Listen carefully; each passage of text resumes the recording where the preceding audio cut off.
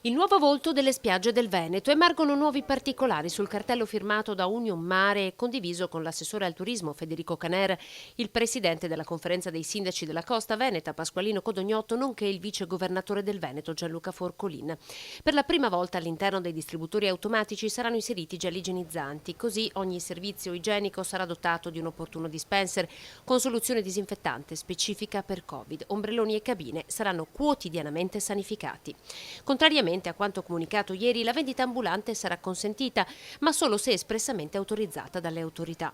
Un cambiamento sostanziale riguarderà le aree libere che dovranno essere chiuse oppure, se aperte, dovranno essere vigilate dalle autorità.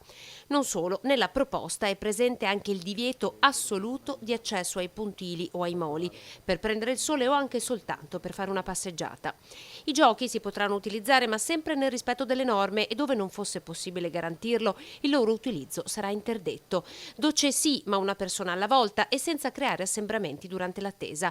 Altoparlanti ogni giorno, 4 volte al giorno diffonderanno informazioni utili in varie lingue. Molte abitudini cambieranno, ci dovremo sicuramente abituare ad un nuovo modo di vivere la spiaggia, l'unico possibile in questo momento che permetta di trascorrere un'estate serena, sì, ma in sicurezza.